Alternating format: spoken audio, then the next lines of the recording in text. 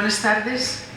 Bienvenidos a esta segunda mesa redonda nestes xornais de novela histórica entamais por Ridea en colaboración con la Asociación de Escritores y Escritoras de Asturias. Gracias por venir. Quisimos pues estas 4 sesiones que 2 fuesen en asturiano y 2 en castellano. Sorprendiónos gratamente cuando nos pusimos a buscar pues ponentes para hacer estas conferencias sobre novela, pues la bayura de xente que escribe novela en asturiano y en castellano, y bueno, a veces ya es difícil pues escoger y por distintas circunstancias.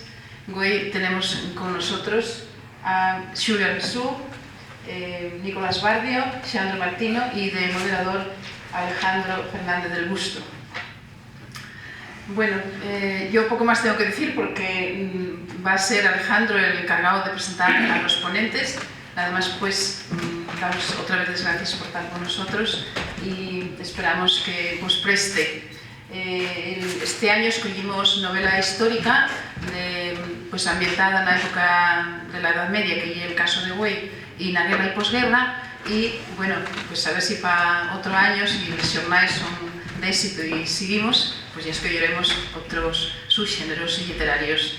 Yo estoy contenta porque en asturiano pues hay una estalla, ellos conocemos desde hai mucho, porque estamos todos nesta xera de la recuperación de la lingua y en concreto na estalla de la literatura, que bueno, hai muchísimo escrito, foi un xorrecimiento nestes últimos 40 años de recuperación da literatura asturiana en todos os xéneros, e neste caso pues na novela.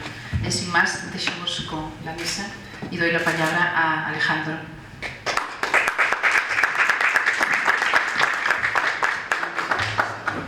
Buenas tardes a todos y muchas gracias, Esther, por la presentación. Y bueno, pues la idea es hacer una... bueno, ¿se me escucha bien? Sí. La idea es hacer pues una presentación de los libros que escribieron estos autores que tenemos con nosotros sobre la Edad Media en Asturias. Y bueno, voy a entamar con una presentación de cada autor y después, bueno, pues haremos un debate y con entrugues abiertas al público para pues, todo lo que queramos falar.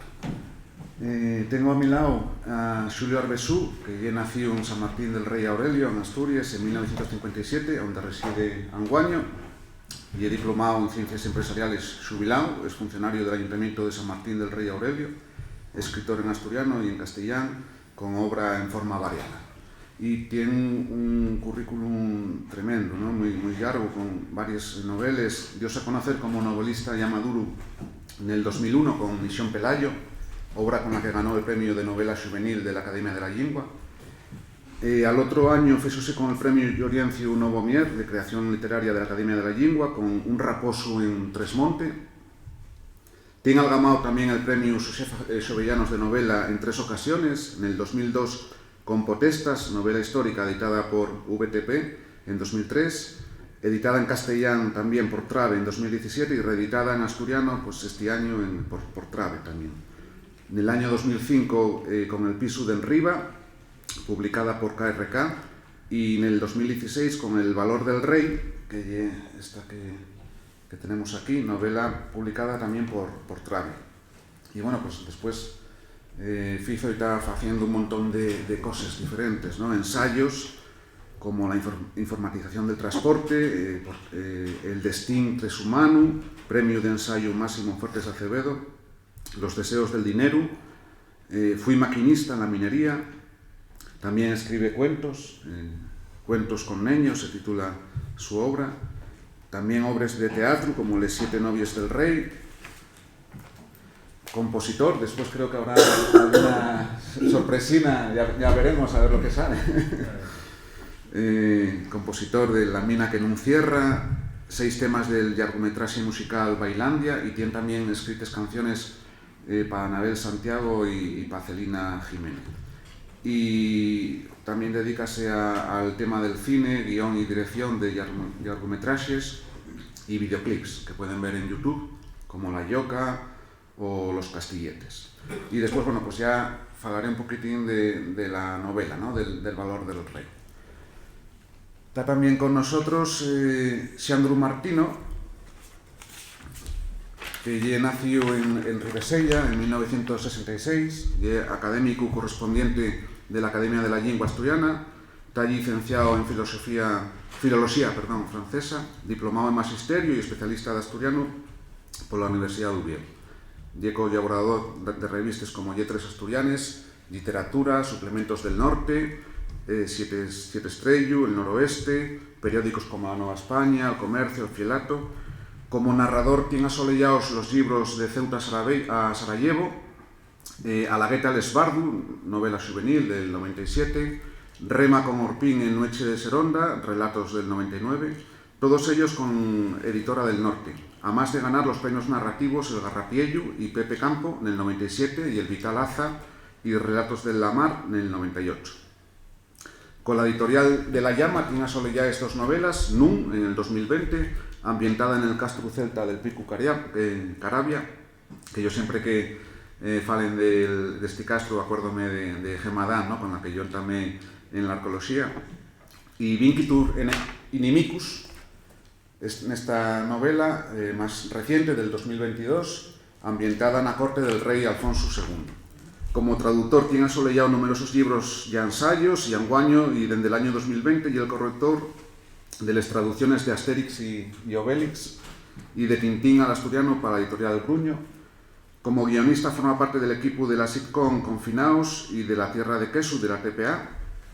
Como estudioso de la lengua y cultura asturiana tiene asolellado un diccionario básico ilustrado asturiano-castellán y un refranero temático en la editorial Pico Riello. Además, es colaborador con numerosos trabajos en la revista de Enoloxía Cultures. También forma parte de la Xunta de Lexicografía de la Academia de la Lingua Asturiana y encargado de revisar también el diccionario de la misma academia. Profesor de los cursos de Branu en la Academia de la Lingua desde el 99 y de la Universidad Asturiana de Branu de la Universidad de Oviedo. Y también, más allá del mundo de les lletres, autor para el grupo de folk Corquieu, con el que colabora en todos los estalles. También colabora con otros grupos asturianos haciendo lletres como Silvia Quesada, Celso Díaz, Les Pandereteres de Eva, Tejedor o Héctor Braga. Y ya después pues hablaré un poquitín más de Vincitur Enemicus. Y ya por último tenemos también a Nicolás Bardio, que ya nació en Uvieu en 1987 y es escritor y novelista en asturiano y en castellano. Y es politólogo de formación, autor de varias novelas como Sol el reloj de Trave en el 2008 y Onde ensamen les abelles, publicado por Suburbia en el 2011. Sus dos novelas más conocidas probablemente sean Del llau del nigromante, una novela de fantasía oscura basada parcialmente en la mitología asturiana, y La Colomina 36, una novela con la que ganó el premio Asturias Xoven de narrativa, que forma parte del universo transmedia del xuego de rol del que es también autor, después de 8 obras. Trátase de una ucronía de espionaje ambientada en los años en que Asturias fue parte de la URSS. Traduce al asturiano los dos primeros volúmenes del Señor de los Aniellos, La Sociedad del Aniello y Les Dos Torres, y talla para publicar la tercera entrega, ¿no? Y editor de Ediciones Radagás, una editorial asturiana especializada en fantasía, ciencia ficción, rol y terror. Y en novela histórica asolelló La envasada Pieta de la colección Alventaste de la editorial Hoja de Lata del año 2021. Bueno, pues para entamar el debate quería pues lanzaros una primera pregunta, pues para saber cómo nace el vuestro interés por la novela histórica y qué bueno, pues lo que os llevó un poquitín a meteros en este género literario. Por ejemplo, si quieres empezar tú, Xulio. Bueno, no sé si me acuerdo cómo fue aquello. Bueno, siempre tuve mucho interés por la historia. Yo estudié empresariales por circunstancias familiares más que otra cosa. Tenía una beca muy curiosa de las universidades laborales y había que seguir allí. Pero yo lo que a mí me gustaba era la historia. La historia y la literatura también. Vienen les lletres, ¿no? Lo que pasa es que a los 17 años no lo tenía tan claro. pero después ya fui descubriendo que sí. Y además, préstame siempre la historia, entendía desde de abajo para arriba hasta el infinito y más allá, quiero decir, pasado y futuro. Gustaríame hacer también historias del futuro, lo que pasa es que no tengo datos suficientes. El problema. Y bien, entonces a partir de ese movimiento, de ese interés ya desde bien mozo, pues hubo un día en que se me ocurrió escribir una novela que fue Misión Pelayo, que mezclaba un poquitín las cosas y era un viaje en el tiempo en el que un par de periodistas mozos actuales pues viajen por encargo de un gran inventor que es capaz de llevarlos en el tiempo a ver qué pasó con Pelayo, que esa era la sumisión, ¿no? Y entonces a partir de ahí pues ya tuve que documentarme lo que pude. Y bueno, fue una cosa siempre prestosa, pero bueno, no voy a enrollarme mucho, venga, daos pie aquí a antes de entamar, estamos hablando de todo el tema de la documentación histórica, ¿no? Que en el caso del Reino de Asturias, claro, hay tan poca documentación que eso es una libertad para el escritor, ¿no? La capacidad de crear ficción que tenéis, ¿no? En ese sentido. Bueno, depende un poco de las épocas, ¿no? Entonces, la época de Pelayo, la documentación es muy pequeñina sobre los protagonistas concretos, ¿no? De hecho, hay mucha gente que dice que no hubo tal batalla de Covadonga, es más, que no hubo ni siquiera un Pelayo, ¿no? Yo pues, que tampoco hay por qué llegar a dudar tanto. Si no hubo un Pelayo, habría otro, que se llamara de otra manera, ¿no? Pero vamos, que esa época es muy oscura y también la del rey Aurelio, la de esta. Y entonces, ¿qué tienes que documentarte? Pues tienes que documentarte de todas maneras mucho, porque ya no sabes de los protagonistas en concreto, pero es importante saber del entorno sociopolítico y digo más, del entorno cultural, de la manera de pensar de la época, ¿no? Desde la manera de entender la religión y lo que llamamos superstición, ¿no? Que en aquella época entendíase, la gente creía en todo tipo de cosas, ¿no? Entonces eso es muy importante, aunque sean épocas oscuras que tú no sepas muy bien si los personajes, apenas los datos sobre esos personajes, sí que es importante para un poquitín, pisar un poco de paso firme en cuanto a ese entorno, ¿no? No sé qué opinarán los compañeros. No sé si en el caso de Xandru, ¿cómo fue ahí tu interés por la novela histórica y concretamente por la Edad Media? Bueno, yo pásame más mucho como a Xulio. La verdad es que parte de la culpa de este interés por la novela de la histórica tiene la él con Potestas y el valor del rey. Misión Pelayo no medio tiempo no hay tiempo seguramente tuve. Y gusta mucho como soy, digamos que puedo decir que soy fan. Nicolás también me gusta, pero de Xulio también soy fan. A ver, siempre me gustó la historia dentro de las asignaturas que dábamos. Lo que no me gustaba era la manera que me la daban. Acabé el COU también en la Universidad Laboral como Xulio y bueno, saqué buena nota en historia, la historia universal que estudiábamos de aquella, y llegué a la universidad y dime cuenta de que no tenía, con perdón, ni puta idea de la historia de Asturias, pero absolutamente cero. O sea, llevaba, de aquella tenías 18, 19, 20 años y dabas cuenta de que no te falaran de historia de Asturias nada, si acaso un buguín de Pelayo, con el mito del cuadrunguismo y para de contar. Entonces, bueno, entamé a leer cosuques de historia. En los ratos que te apetece, pues lees de aquí, vas buscando documentación y tal. Y bueno, siempre me gustó escribir y, entre comillas, estudiando, porque no hay estudio, pues sí hay lectura de obra histórica. Vas descubriendo pues, detalles y historias, personajes, como en el caso de Alfonso II, que dices, coño, aquí va a sacar una noveluca o dos o tres. Y yo una pena, porque yo me entiendo que igual que yo, esto ya es general en la sociedad asturiana, el desconocimiento que tenemos de la historia asturiana, pues oye, aproveches lo poco que te puedas documentar tú, si aparece en una novela y la xente lee la novela, pues mira, eso que llevamos por delante y vamos aprendiendo un poquín todos de todo sobre la historia de este cachín del mundo que se llama Asturias.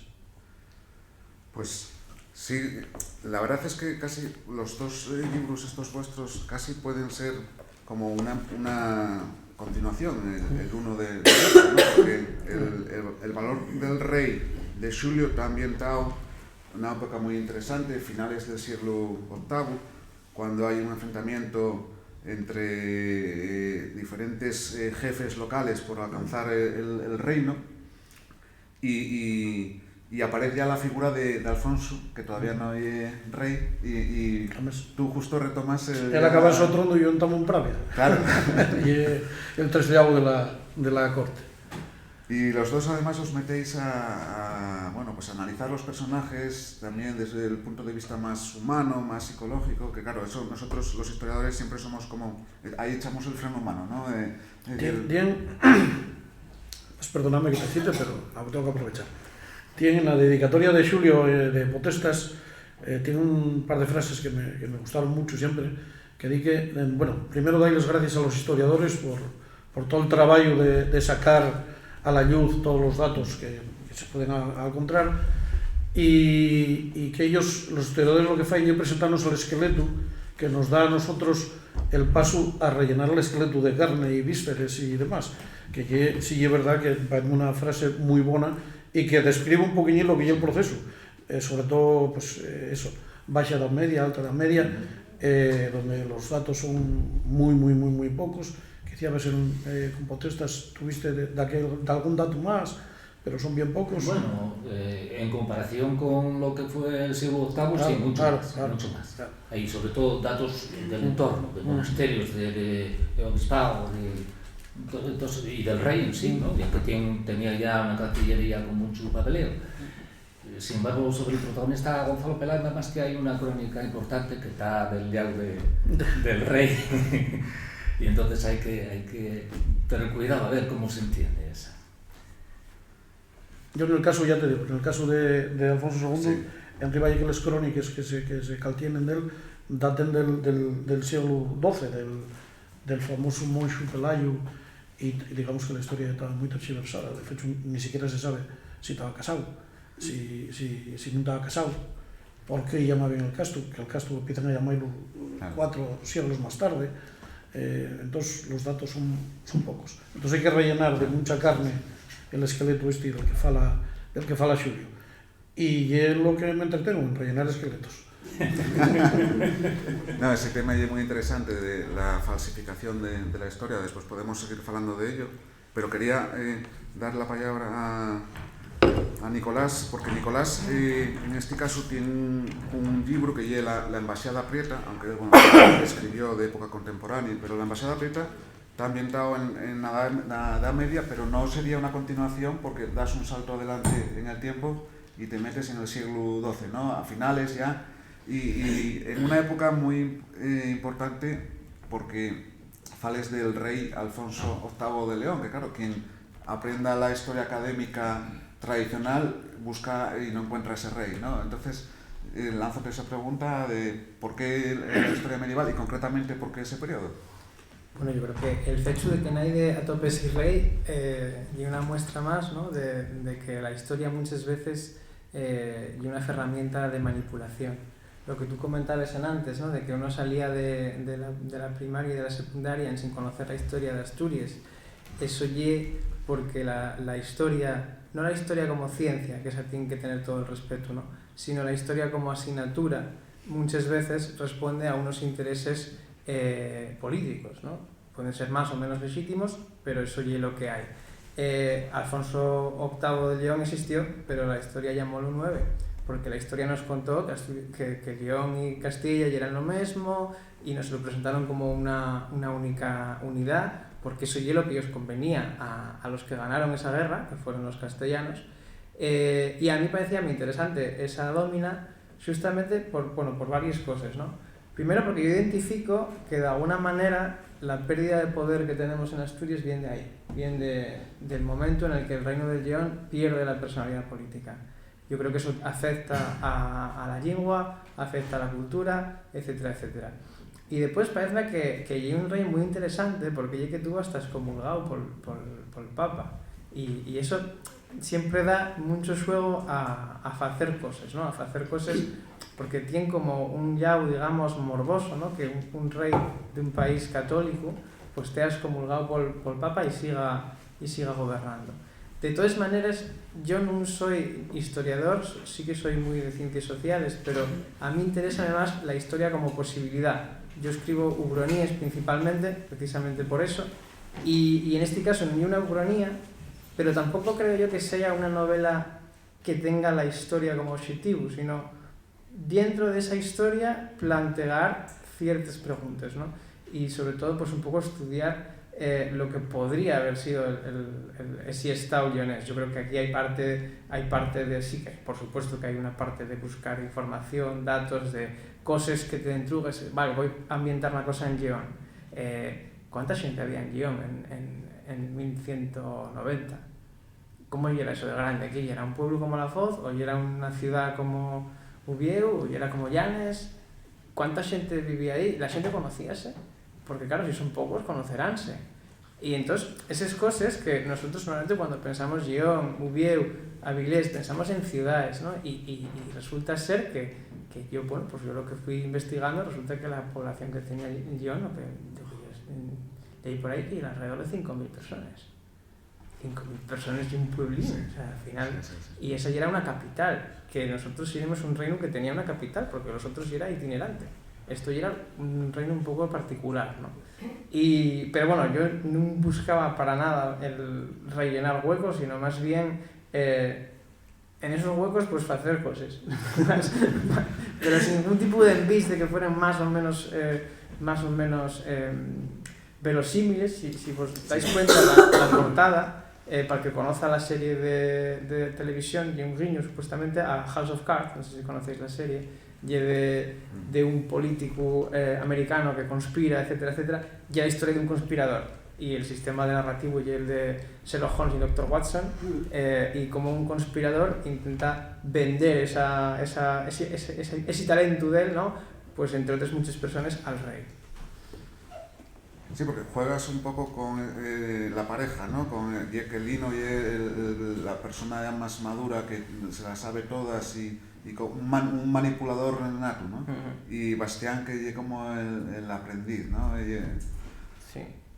Sí, o sea, yo aquí tengo una influencia de Sherlock Holmes muy grande en la manera de narrar, y es un poco lo que busqué, ¿no? Busqué una novela, pero puedes leerla como diferentes casos, son como casos, solo que en cuenta de tú resolver un crimen, lo que estás haciendo y plantear una situación en la que tú tienes que contratar a un conspirador, ¿no? Por ejemplo, pues el primer capítulo, para no vos hacer spoiler, y una mujer que dice, meca, yo voy a heredar, pero va a heredar más mi prima, porque ellos son menos hermanos que nosotros, entonces va a llevar más. Oye, ¿podemos cambiar este testamento? Entonces contrata al conspirador a ver cómo lo puede hacer, ¿no? Y normalmente siempre sin utilizar métodos violentos, pues hay cosas que son bastante dudosas moralmente. Y no sé, bueno, si habéis tenido, si faláis con los historiadores o tenéis feedback por su parte, ¿cómo reciben así este tipo de novelas los historiadores? Bueno, si mires para mí, pero no, son mundos aparte, los historiadores en general de un mundo muy académico, yo respeto mucho, que como decía Charles, y prestarme en concreto lo que escribí, porque es verdad que, porque mira lo que digo, a los historiadores porque los admiro. Estudiando un poco que años se conoce sobre don Gonzalo Peláez y lo ya más valioso que se sabe sobre la so dominada en Asturias y en el conjunto del Reino de León, pude comprobar con qué rigor, con cuánta dedicación tienen trabajado a la busca de lo que de alguna vez fue.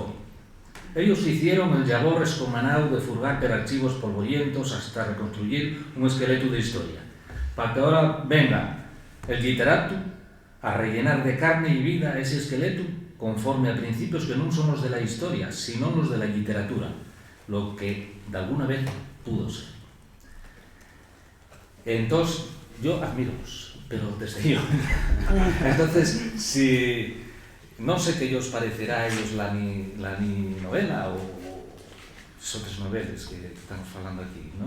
Pero son necesarias. Por supuesto, hay que acercar la historia al lector, como todos los demás temas de la vida, ¿no? Son completamente necesarias y hay que conocer de dónde venimos y para eso está. Y claro, yo,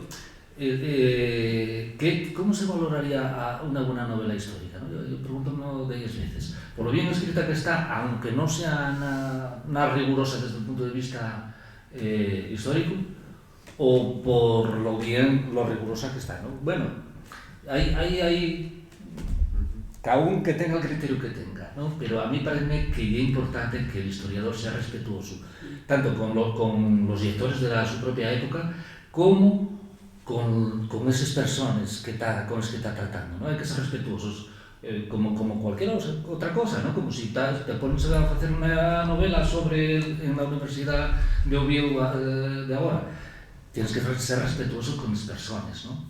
No decir mentiras, puedes hacer ficción, pero no decir mentiras que tú sepas que son mentiras, ¿no?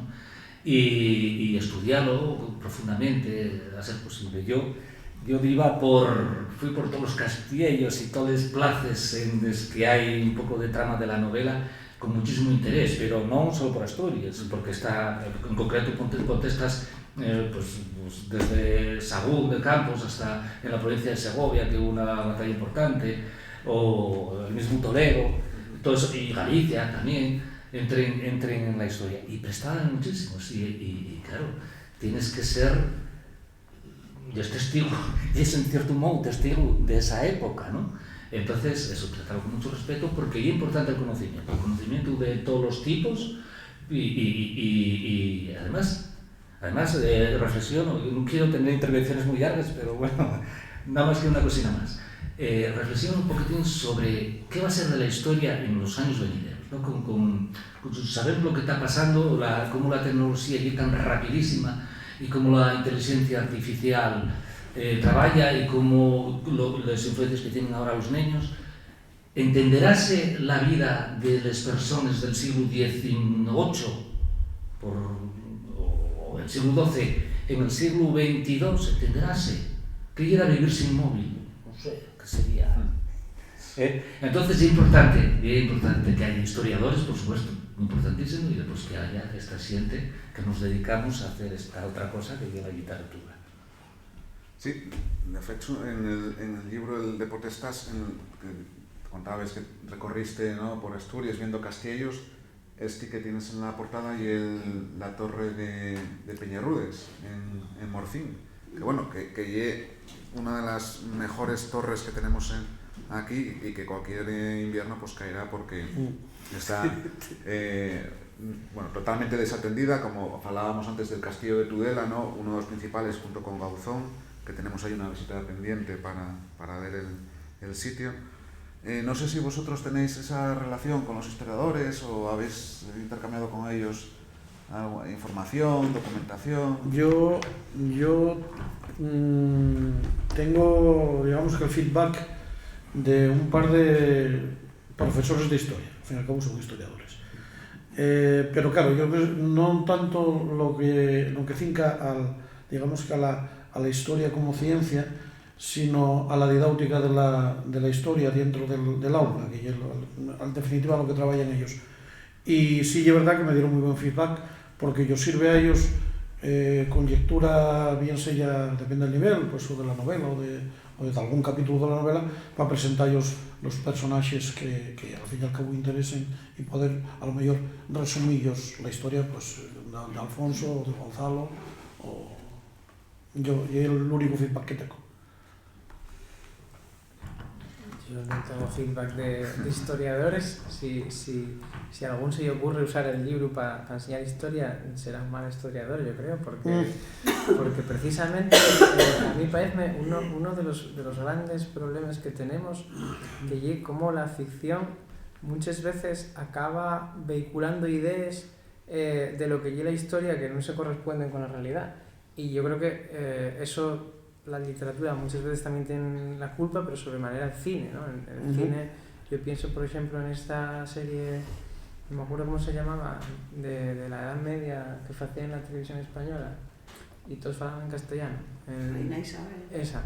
Y esto no era así, ¿no? O sea, el asturiano ya era la lengua mayoritaria de Asturias hasta la mitad del siglo XX. Entonces, en esa domina el castellano aquí poco.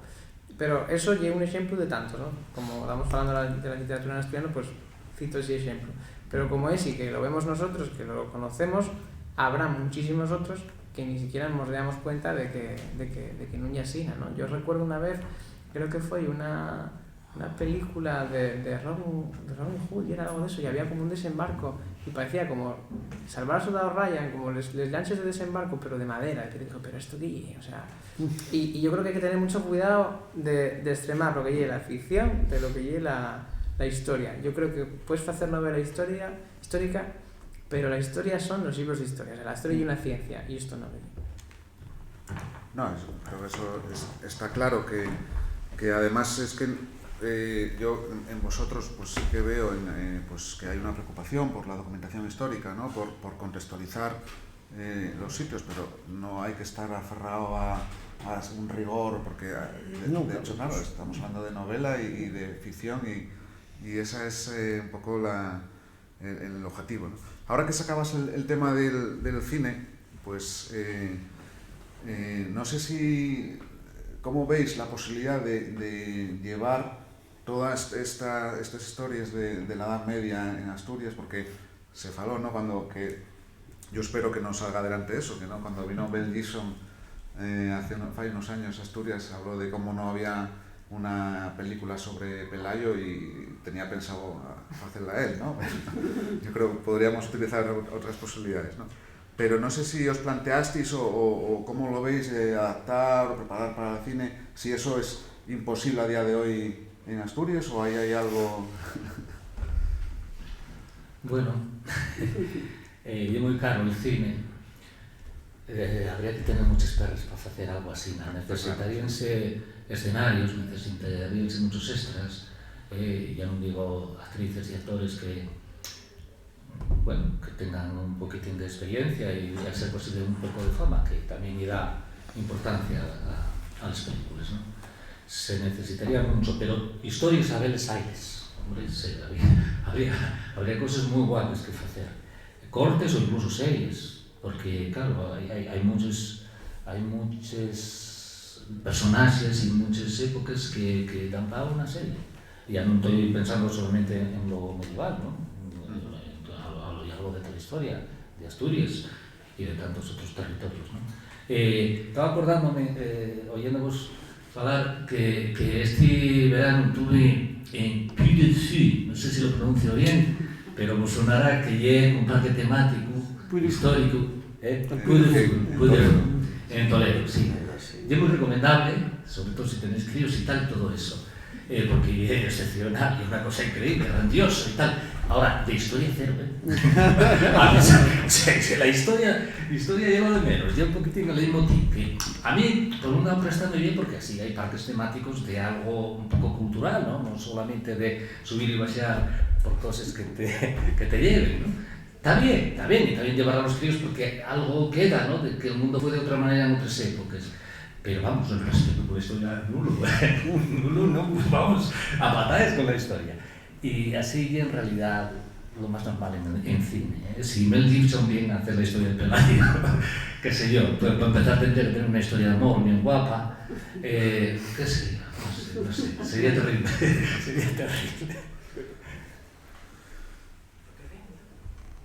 Yo en este caso soy totalmente agnóstico, ateo, llámalo como quieras.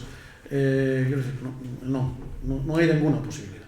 Somos un pueblo extraño, con un auto-odio horrible. Tendrían que venir de fuera, desde luego, Mel Gibson de aquí no hacerlo, porque desde dentro de este país es imposible. Si cualquiera de las nacionalidades históricas de esta península, catalanes, vascos, valencianos, andaluces, son igual, tuvieron un personaje pues, como Gonzalo Pelaez, Alfonso II, Pelayo, 200 más. O sea, tendríamos cómics, películas, series, dibujos animados, tendríamos 300.000 cosas. Parece que un personaje como Alfonso II se haya desconocido en la mesma Ubieu, eso que agora parece que lo quieren recuperar un pouco, parece una cosa que lle de locos, o sea, non lo entiendo. E de aí a meterse en historias de cines donde hai que tener muchísimas perres para meterse. Fíxate, falando hai unos días con Fulgencio Argüelles, a él propusieron, e polo que me contaba, un par de series de la ingeniera, la casa belga, de los ingenieros belgas y demás, y cuando ya casi estaba montada, incluso pagaron el guión para que lo hiciera, al final non hai perres e echaron hilo para atrás, o sea que non, estamos falando de unha primeira espada de les lletres, non? A mí a día de hoy, vamos, para mí imposible. E si dende la TPA quisieran facer daquela que fuera de manera non tan costosa, ni con tantos perres, pusieron de alguna foto, pero como tampoco hay en foto, entonces, para mí imposible. Yo para estas cosas soy muy de que lo que hay que hacer es conseguir público, conseguir gente que dinamice esto y que haya una demanda social, ¿no? Yo, por ejemplo, cuando hice el primer juego de rol en asturiano pensé, meca, ¿quién va a jugar a esto? O sea, si ya somos pocos los que somos roleros, menos somos los que también hacemos cosas en asturiano, ¿eh? Y ahí tuvimos más de 12.000 euros de recaudación, que nosotros pedimos 2.500 y de repente había 12.000 euros, ¿no? Y de ahí salió Radagast. Y yo sí que creo que se puede hacer cine. Lo que pasa es que, como cuando hacemos novelas, yo por ejemplo cuando veo esta novela mía, que ya muy antigua, o sea, salió más tarde que otras, pero ya anterior, yo ya non faigo novelas deste tamaño, nunca máis les vais ver, ni deste tamaño, porque en Asturias la xente está moi mal educado en asturiano, la xente cuesta ir en asturiano porque solo hai 2 horas a la semana. Entonces tú cuando quieres que la xente lea en asturiano tienes que hacer tácticas de guerrilla, ¿no? Yo como un ejército, tienes que hacer tácticas de guerrilla, entonces tengo que darte algo que no te vea nadie más. Y ese algo tiene que ser tan asequible que a ti te compensa ese esfuerzo, ¿no? Yo siempre pongo la comparación con los libros en inglés. La gente sale del cole sabiendo más o menos inglés, sabiendo más o menos asturiano, más bien menos que más. Pero hay amigos, si te presta mucho Harry Potter o te presta mucho el último libro de no sé quién y solo lo hay en inglés, entonces muchas veces hay gente que va a comprarlo en inglés para poder consumirlo en inglés. Yo creo que es lo que tenemos que hacer, tanto en los libros en asturiano como en el tema del cine. Y yo creo que si en el tema del cine, claro, no podemos pensar en superproducciones, tenemos que pensar en cosas factibles, que se puedan hacer, pero que sean competitivas. Y ahí yo creo que hay guiones que se pueden hacer baratos, ¿no? O sea, yo pienso, por ejemplo, en series que hay que están ambientadas en un plato de interior. Por ejemplo, Friends, ¿no? Que todo el mundo la conoce. Friends es muy barata de hacer. O sea, si tienes unos actores que no tienen el caché que tenían los de Friends, pues es una serie muy barata de hacer. Entonces, claro, si nos ponemos a hacer castillos y recreaciones y batallas y catapultes, obviamente es imposible, ¿no? Eso no se puede hacer. Pero yo creo que sí que se puede hacer cine en asturiano. Nosotros estamos ahora adaptando después de octubre, tenemos escritos unos guiones y tenemos intención de moverlos y de hacer una serie. Y lo vamos a pelear. O sea, ya os lo digo que sí que se pueden hacer cosas y yo creo que hay gente con la que se pueden mover esas cosas. Pero lo que hace falta son personas que lo consuman y que les guste, claro. Podemos también abrir al público pues, alguna pregunta. Sí, ¿Y la serie? ¿La serie de qué? En la serie son 4 episodios ambientados en los años 70. Uno es de espías, otro es de temática de amor, otro es de una cuestión política y el otro es de una cuestión de, digamos, de novela negra. Son cosas distintas, pero del universo de Después de Octubre. y todos tienen en común que son de muy bajo presupuesto. Claro, muy bajo presupuesto son miles de euros, siguen siendo miles de euros, pero no son de millones. Entonces, yo creo que estamos en eso ahora, y es la primera vez para nosotros que nos metemos en esto, y yo creo que decía Después de Octubre, es un proyecto transmedia. Por ejemplo, ahora mismo hay un ilustrador de cómic y un autor que están haciendo un cómic de Después de Octubre. O sea, la idea de Después de Octubre empezó con un juego de rol, luego una novela, ahora ver un cómic, y la idea es que pronto pues, que va una serie. Y yo creo que es una cosa que tuvo bastante sofitu, entonces vamos a tirar por ahí. Igual no llega donde a mí como creador estoy más cómodo, igual me apetece explorar otras cosas, pero yo creo que los creadores en asturiano tenemos también ese deber de enfocarnos hacia lo que la gente demanda. Porque yo creo que los escritores en potencia siempre escribimos para que nos lean, pero yo muchas veces reflexiono sobre eso, digo, pero tenemos de verdad un público lector porque hay mucho publicado, pero tenemos un público lector que nos sigue, que demanda esa lectura en asturiano, o como se sienten más cómodos, porque realmente, aunque están escolarizados en asturiano, pues, bueno, siéntense más cómodos de xuro yendo en castellano, y no sé si después de salir de clase, pues van a leer en asturiano, además teniendo en cuenta la época en la que vivimos con esta gente que se consume mucho más los audiovisuales, y bueno, la lectura hay que tirar mucho por los escolinos y escolines para que bueno, pues sean lectores, ¿no? Un dato en positivo en cuanto al tema del audiovisual, puedo darlo yo en experiencia propia, pero vamos, sabe mucha gente que la tecnología de la que disponemos para hacer cine y para montar es impresionante. O sea, que puedes tener una cámara realmente válida para cualquier pantalla que te puede costar 1.700 euros, 2.000, bueno, pues tienes unos objetivos, bueno, que no son precios para hacer el cine, ¿no? Y después los programas de montaje y faen un virguerí, increíble. Y un mundo que conoce un poco, porque yo produje y dirigí un largometraje musical, no asturiano en este caso, ecologista, y en Asturias grabóse alguna cosa, pero la mayor parte fueron fuera de Asturias. Y bueno, 125.000 euros. Hubo mucha participación de gente que lo hacía gratis, ¿no? Pero no todo el mundo, había que pagar a técnicos y había que pagar muchas cosas. Y después eso, todo lo que lleve el montar, hay programas que lo faen, bueno, hay que aprender, pero que vamos, que hay mucha gente que sabe montar aquí en Asturias, puedo asegurároslo.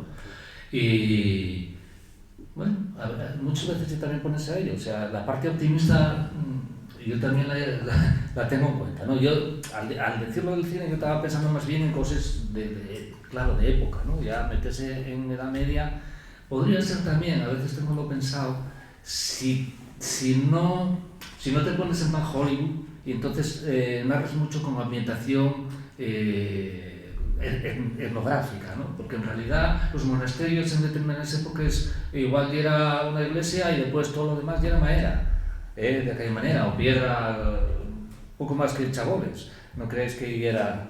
Entonces podrían hacerse igual cosas como de la época del siglo VIII, podrían hacerse cosas interesantes con un presupuesto asequible.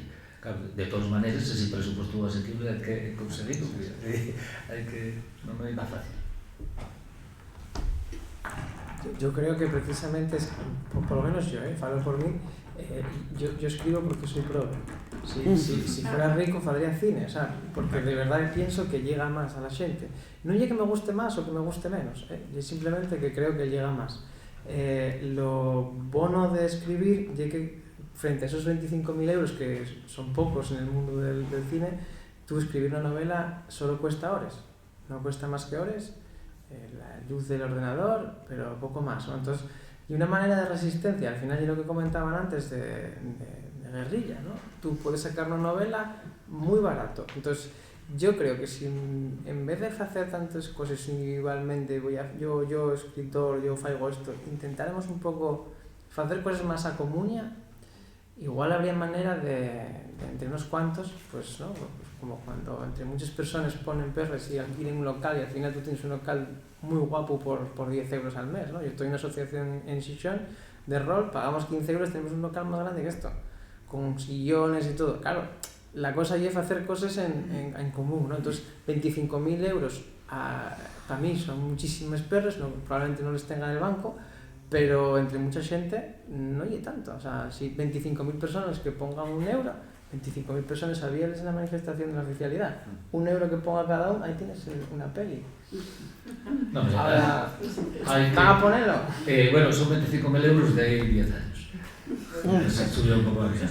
Pero bueno, para el caso similar. Pero bueno, en realidad hay que pensar también en términos de lo que es la industria también, ¿no? En apoyo de empresas, en apoyo, que vamos, no hay nada raro. Yo también tuve reuniones que organizaba la Filmoteca de Asturias y tal, con gente que estaba en esta línea de encontrar apoyos económicos y que se invierta, y por supuesto también apoyos institucionales, ¿no? Que llegan de perres, algunos. Pero bueno, es otra historia, diría yo, es lo del cine y tal. De momento, la literatura es importante. A mí también me gustaría hacer cine, algo más en el déficit, pero la literatura es algo apasionante, seguirá habiendo gente que llega, pienso yo, aunque sea con otros medios, y hay que seguir. Y es más democrática que el cine, porque el cine al final hace falta perres y la literatura no. Sí.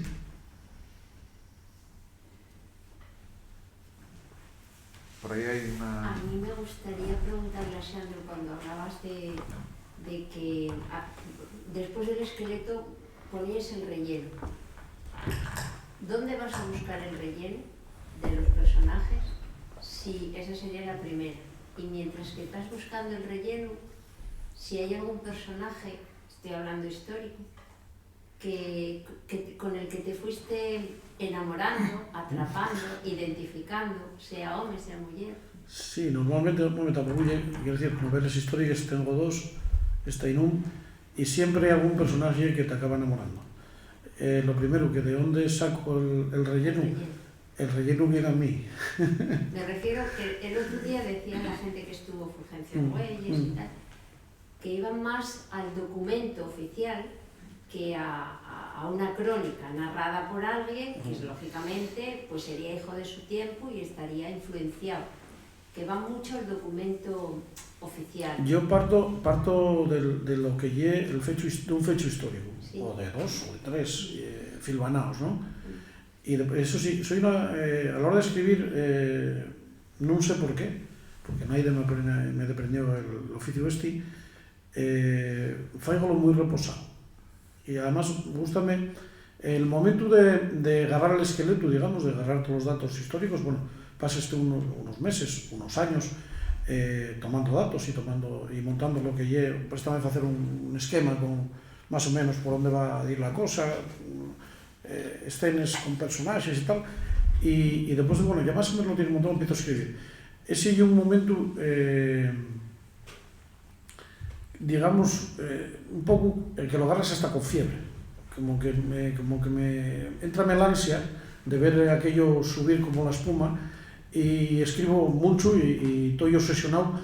La mujer dime normalmente, ¿qué coño estás pensando? Bueno, pues yo estoy montando la novela en la cabeza.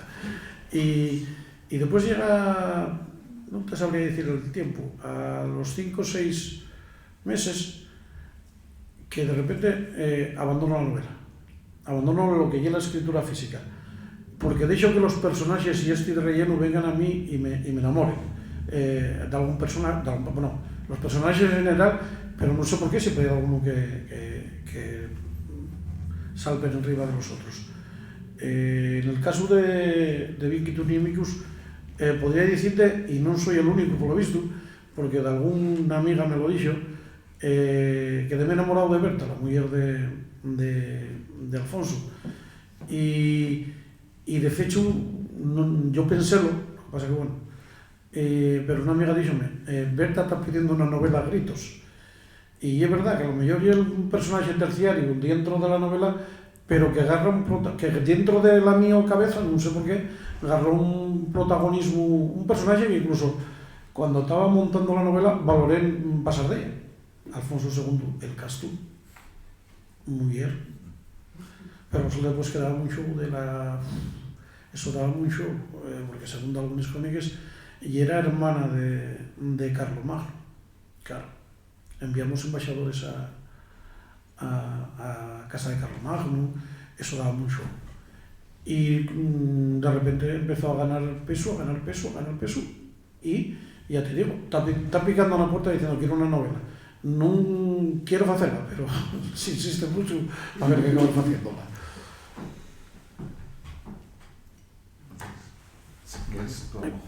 Perdona, que no sé si te contesté primero a lo de dónde voy por el relleno. Contesté todo así muy esquemáticamente. Préstame pararles novelas, parar digo de escribir porque ellos siguen dando vueltas en la mi cabeza.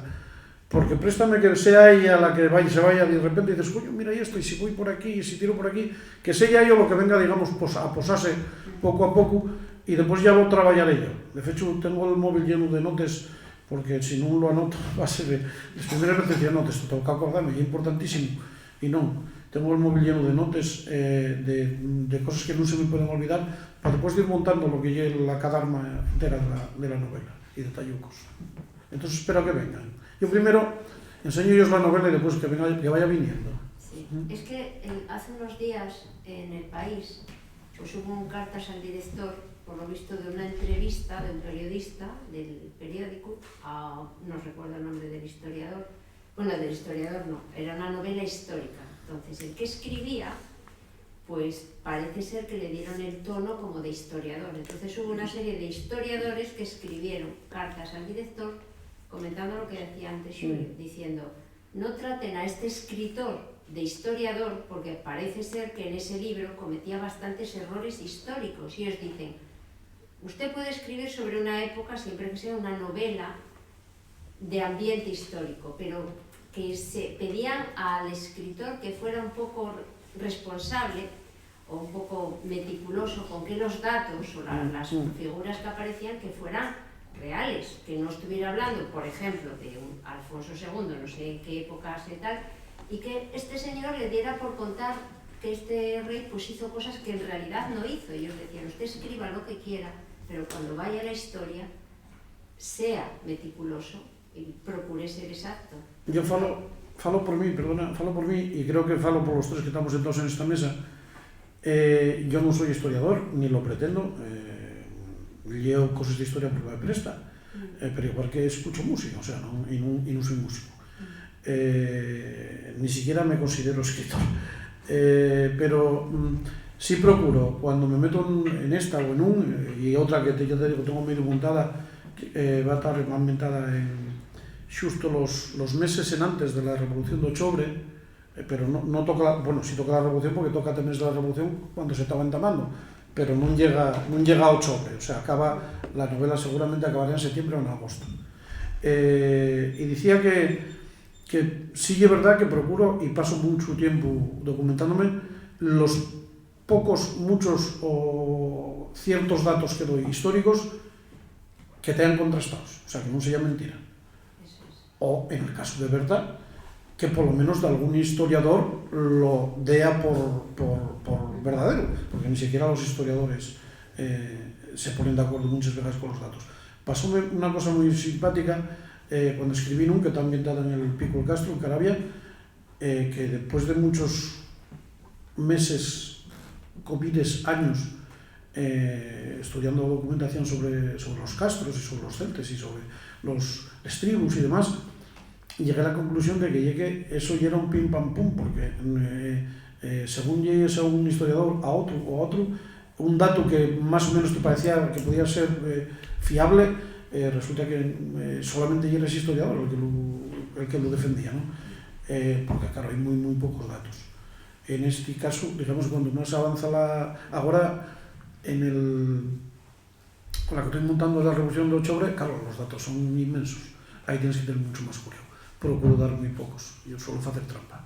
Pero bueno, el otro día que estaba escribiendo un capítulo, en un capítulo aparecía, bueno, pues voy a dar una vuelta hasta la escalerona, hasta Xixón y tal, y de repente, claro, entonces me la bombilla y digo, para, ¿cuándo está inaugurada la escalerona? Pues no me había preguntado la escalerona. Y ese justamente inauguróse el año anterior al 33, me pegué la inauguración, o sea, estaba recién inaugurada. Para eso sí es verdad que creo que, falo por mí, pero creo que falo por los otros dos autores, que lo digan ellos, que en eso sí los datos que aparezcan, por lo menos que no sean discutibles, o por lo menos que puedas decir, oiga, esto dice este señor que es historiador, yo no soy historiador, pero este señor firma esto, y yo, si metí la pata, yo por culpa de que me fíe de este señor, que es historiador, yo insisto, yo no lo soy. Bueno, sí, son dos campos diferentes, pero hay que tener en cuenta que los historiadores también tienen que hacer un poco de ficción, que lo llamen hipótesis, ¿no? Entonces, evidentemente hay muchas cosas que nadie sabe cómo fueron y los historiadores, haciendo bien, pues levanten hipótesis, piensen esto pudo ser así, y por esto y por esto y por otro, pero bueno, yo tampoco lo sé con seguridad. Entonces, oye, palme otra de las facetas de la historia y de los historiadores que son completamente legítimos, ¿no? Y vamos a ver, voy a poner un ejemplo. Yo, en esta novela, que ya veis lo gorda que es, para mí demasiado gorda, porque la editorial podría haber hecho un poco grande y más gorda, pero bueno, digo la reedición. Claro, evidentemente, si me llega un historiador a decirme, oye, mira, lo que pon sobre Gonzalo Peláez, lo que dice Elida García, que ya la gran estudiosa y muy rigurosa en su día, que escribió una tesis sobre Gonzalo Peláez, y es la que yo me basé al máximo, pues esos son, qué sé yo, 10 páginas o 20, y tú haces esto, entonces tuviste que inventar, ¿no? Hombre, claro que inventé, evidentemente, de eso se trata, de inventar, pero inventar, yo gustaría que se dijera que bien, o sea que verosímilmente en relación con todo lo demás que se sabe, y eso con respeto por la época, y para mí, bien menos grave. Hombre, una metedura de pata, como decir que está bien comiendo patatas y tal aquí en esto, pues sería una metedura de pata, pero bien menos grave que muchas otras cosas que se faen en la novela histórica que se está vendiendo como churros, que llevar, por ejemplo, una heroína feminista de los tiempos de anguaño a qué sé yo, a dónde, a la época de los griegos, no sé qué, y hacerla pensar como piensa la autora. No es serio. Hombre, lleva válido, porque lleva válido todo lo que se escriba, lleva válido. Como la fantasía de todo tipo, a mí parece a veces muy interesante. Pero, bueno, avisando, quiero decir, según el contexto, no diciendo esto y era así, ¿no? Entonces, eso para más grave que lo de los patates. Yo quería, buenas tardes, al hilo de lo que estabas diciendo tú ahora, yo creo que hay un adjetivo que define perfectamente y que tú lo has utilizado, que es verosímil. Es decir, se puede inventar, se puede crear ficción, y de hecho se crea, pero tiene que ser verosímil, tiene que encajar con la historia, con el momento, con la época. Eso por un lado. Y por otro, yo quería preguntar a cualquiera de vosotros, ¿dónde creéis que está, dónde radica el éxito que hay en estos momentos en la novela histórica? ¿Por qué tiene tanto atractivo? ¿Por qué tiene tantos lectores? Digo, la novela histórica sobre Asturias o, bueno, en otro ámbito, en asturiano, en castellano. ¿Qué es lo que nos atrae tanto? ¿Cuál es el gancho que tiene? ¿Es quizá que habla de otras épocas tan distintas, tan distantes de la nuestra? No lo sé cuál es, pero el caso es que es así, yo lo siento así al menos. No sé si es que, si opináis así, creéis que esto es así o no. No sé, sí, quería sí, no sé. Yo creo que la opinión mía es que gran parte de esa, digamos que, notoriedad o que está agarrando la novela histórica en general, no estamos hablando ahora de la que está escrita en asturiano ni en Asturias, yo creo que gran parte de la culpa, entre comillas, tiene el cine y las series. el cine y las series, porque durante mucho tiempo estuvimos consumiendo cine y series históricas, y eso sirve, digamos, que de reclamo para que la gente, los lectores, la gente que está avezada a leer, se avere un poquín más a la novela histórica. Pero hay una hipótesis mía, tampoco me arriesgaría mucho más. Yo creo que es difícil generalizar y que tiene también mucho que ver con los fantasmas ideológicos, con los sueños, ¿no? Yo sí os digo que hay un escritor en castellano, o escritora, da igual, que escribe novela histórica ambientada en Flandes en la época de los tercios. ¿Pensaríais que es comunista el escritor o la escritora? Seguramente no, ¿no? Sin embargo, si hay un escritor que escribe sobre la Revolución de Octubre, ¿pensaríais que es de extrema derecha? Probablemente no. Yo escribo sobre el Camino de Santiago y soy ateo. Sí, sí. Y va ahí a lo de por qué escribo sobre la Edad Media de Asturias. Igual porque somos asturianistas.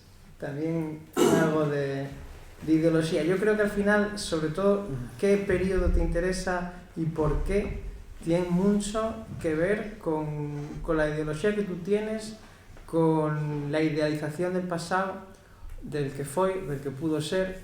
Y yo, por lo menos, cuando hicimos después de Octubre, ¿no? Con todo este universo de qué pasaría si ganaban los mineros, ¿no? En el 34, creo que el público general mayoritario de ese proyecto pues fueron gente de izquierdas, ¿no? Y creo que la gente que lee cosas de los tercios de Flandes, etcétera, suelen ser mayoritariamente de derechas, ¿no? Siempre hay excepciones, por supuesto, en todo, ¿no? Pero creo que tiene mucho que ver con eso, ¿no? Creo que tiene mucho que ver con igual a un año las ideologías busquen menos la utopía de lo que hacían antes. Antes había como una elaboración de la utopía de Marx, ¿no? Y ahora yo creo que menos, ¿no? Y igual esa falta de utopía en la política pues fai que la gente mire un pouco para atrás, ¿no? Y bueno, yo creo que vemoslo, bueno, a raíz de la guerra de Ucrania hay gente que sueña con la Unión Soviética y que tiene unas perspectivas geopolíticas extrañísimas, ¿no? Entonces yo creo que tiene mucho que ver con cosas ideológicas, con fantasmas y con sueños. De todas maneras, la pregunta está, yo creo que no la respondimos del todo, en parte, ¿eh? Que es verdad que se lee mucha novela histórica. A veces vas pregúntese a la bibliotecaria y dice que sal, bueno, especialmente, ¿no? Pues hay también novela negra y hay otros tipos de novela o de género que también salen mucho. Pero la novela histórica lleva muchos años garantizado el éxito en muchas novelas y a veces que no son buenas, simplemente tienen gancho y piense bien y tal. Entonces, la pregunta está ahí. Yo estoy un poco con lo que dices tú. Cada época gusta ir reescribir la historia, reinterpretar las cosas que pasaron en otro tiempo, ¿no? Eso por un lado. Por otro lado está el hecho de que son cosas muy exóticas, son cosas de otra época que tienen ese interés de lo exótico, ¿no? Como si te lleven como un libro de viajes, pero en el tiempo, no en el espacio, ¿no? También suele prestar mucho que te cuenten cómo viven, no sé, en África o cómo vivieron los tribus y tal, cosas que son diferentes a nosotros, ¿no? Que tienen de por sí ya una aventura. Y en fin, que no sé de qué otra manera contestar a esto, ¿no? Yo pienso que protestas, en mi caso, dame la impresión de que está bastante bien valorada, pero muy especialmente por ser novela histórica. Este tocho gordo, este ladrillazo, si es otra cosa, saldría menos, aunque sea el mismo autor y con las mismas capacidades. Sí, había por ahí una pregunta. Yo lo que creo de la novela histórica, que se diferencia mucho de la historia, es que escarba y se fija en la sociedad de ese tiempo, en las costumbres, crea como un entramado que te coge más, ¿no? Que puede ser cierto o no puede ser cierto, pero está sucediendo en esa parte de historia que tú sabes. Entonces yo creo que eso, si está bien hecho, es lo que te engancha, porque ves, supongamos, pues una sociedad, ¿qué tipo de sociedad había? Eran, supongamos, en una época que estuvieran los judíos, el barrio judío, cómo se conectaba con los otros, qué sentimientos tenían unos para otros, por qué no podían ejecutar cosas normales según su estado, pero que querían, no sé, te hace sentir más el proceso de esa historia, porque la historia lo que te da son unos datos sobre esa persona, el desarrollo, pero no te hace ver ese entramado social en lo que surgen unos personajes que se van a entender unos con otros o no van a tener posibilidades, pero te engancha. Es lo que veo yo de la novela histórica, por eso se llama novela histórica, si no se llamaría historia. Estoy totalmente de acuerdo con usted en que muchas veces el baixar a lo cotidiano, a los rezos, a las costumbres de la gente. Eso. Voy a contar un caso. Investigué bastante sobre la corte de Carlomagno para la novela y tal, y a raíz de una llamada de David de ir al programa de él, que fala de comida, fundamentalmente, bueno, de fartures, y entonces centréme en lo que era la gastronomía en Palacio, en Aquisgrán, y resulta que acuérdese con unos datos maravillosos, como que fue el primer monarca que invitó a las mujeres a sentarse en la mesa, que el tenedor importaron de Italia, que obligaba a los comensales escrupulosamente a llevarles manes antes de sentarse a la mesa, cosa que la gente pensaba que estaba loco, mandaban a llevarles manes para sentarse a la mesa, donde se vio, cuando comían fundamentalmente con los manes. Y detalles de estos dan mucho jugo y mucha realidad a la novela histórica. Y eso la historia normalmente no te lo cuenta. Por aí, sí. Que episodio, personaxe, situación histórica o proceso histórico de la historia medieval de Asturias sería más potente literariamente, cinematográficamente, según la vuestra opinión? Gonzalo Peláez o Alfonso II? O sea, que si viniera Hollywood aquí, ¿qué agarraría? Hombre, el mismo Pelayo, ¿no? Yo creo que sería Pelayo. El más cinematográfico, digamos. Y creo que la figura de Alfonso Peláez, perdón, de Alfonso II, llegué una maravilla. Y aquí arriba tuvo de rey 54 años. De rey 50, no, estoy hablando de hombre, pero no sé si fueron 52 o 54. Da para muchos, bueno, hubo un montón él, no digo más. O sea, casi todos los monasterios y historias, acueducto, montó él, la muralla, acabóla él, bueno, y claro, fue muchos años. Entonces parece que llegue cualquier momento del reinado de Alfonso II también sería muy potente. Pero, lógicamente, por el coadonguismo o por lo que sea, la figura de Pelayo y top one, sería el primero en la cola, creo yo, no sé lo que pensáis. Sí. Bueno, yo creo que depende del enfoque, si el enfoque es una película bélica, sí que es Pelayo, ¿no? Pero no tiene por qué ser bélica, solo bélica. Si el enfoque es más conspiración, etcétera, yo voy a defender al mío, ¿no? Y tiene la cosa de que son los primeros cortes con participación del pueblo llano, que ahora considerase León cuna del parlamentarismo por lo que hizo este rey o por lo que obligaron a hacer, que tampoco está claro que sea él el que quiera, ¿no? Y también fundó el precursor de lo que fue la Universidad de Salamanca. Eso es menos cinematográfico, pero yo creo que la parte de la excomunión, de excomulgar a un rey, no es poca cosa, ¿no?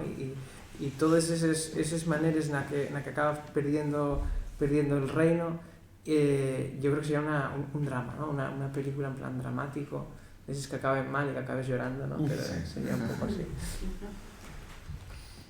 Bueno, pues sintiéndolo mucho, creo que por cuestión de horario tenemos que ir cerrando, pero no podemos acabar sin que antes Julio nos revele la sorpresa que tiene ahí. Vamos a ver, estoy en un sitio muy serio y no sé qué me da, pero bueno. No, estás en tu casa. Estás en tu casa. Y ya que en la novela Potestas, pues acabé con un romancero, al final una serie de romances que hay como una cuarta voz. Si la novela la cuenta en 3 voces, después está la cuarta que llega al romancero con el carácter propio de lo que es escribir poemas en romance, ¿no? Para que se canten, se reciten acá y allá, ¿no? Entonces, esto que nunca se consideró poesía, como me dijo un amigo una vez, que es más bien arqueología, pero bueno, y es poesía en realidad, ¿no? Y es poesía, bueno, pues entonces el otro día animéme porque estuve actuando, pidieron que actuara en otra cosa, que yo no soy cantante, pero bueno. Entonces canté un romance, que es el romance de la reina Urraca, que es un protagonista importantísimo en esta novela. Una mujer de Ernesto Tomar, como veréis. En el canto, yo no canto bien, pero yo un romance, a ver si me entendéis. A ver si como colofón vamos a sacar a la compañera, que sin ella no hay nada que hacer.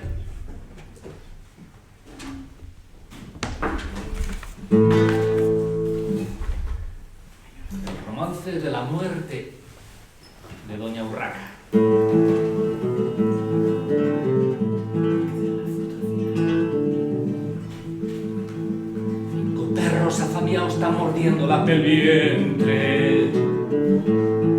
3 cadáveres lurro y en piquemper el 7 ferres. Que Doña Urraca está morriendo y disimula la muerte. Dice que ya está me llorando, pa' que los condes no piensen en separarla del trono, en quitarlos los poderes y dailos a don Alfonso pa' que don Alfonso reine. Aquí llega doña Sancha que fala con voz muy seria. Madre, por Dios os lo pido, no sufráis tan vanamente. Si ya que vais a morrer, pensa en el trono celeste, el de la eterna aventura que espera la buena xente. Si ya que vais a licar, facéis lo que Dios ordene. Don Alfonso ya fiu vuestro y el susto que vos herede.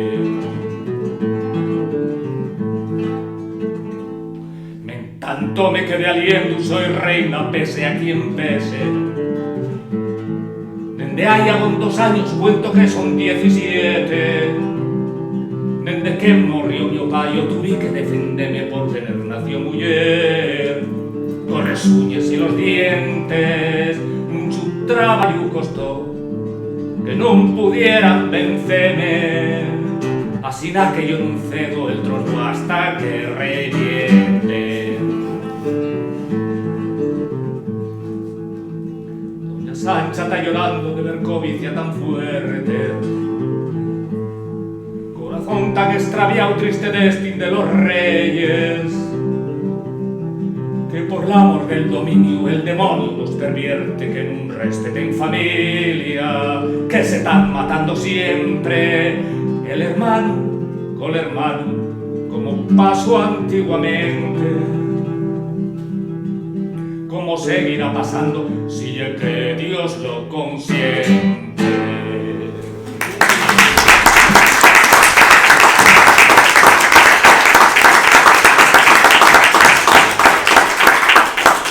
Bueno, para ahí un aire académico.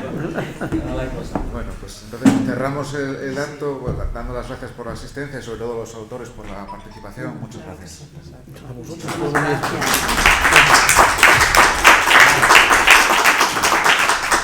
Nada, enhorabuena a los ponentes, a todos, por esta excelente velada de mesa redonda y también a vosotros asistentes.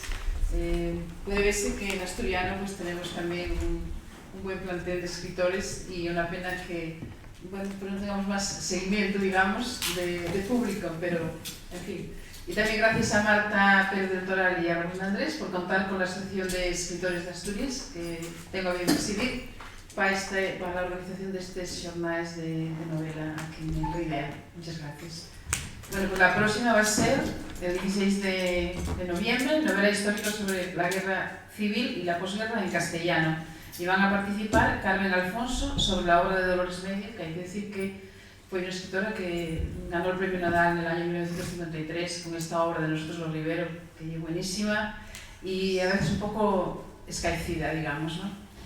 Entonces por eso quisimos traerla aquí, aunque sea la voz de Carmen Alfonso. Laura Castañón y Dorita García Blanco, aquí presente, y moderará Eduardo San José. Así que hasta el próximo día y muchas gracias a todos.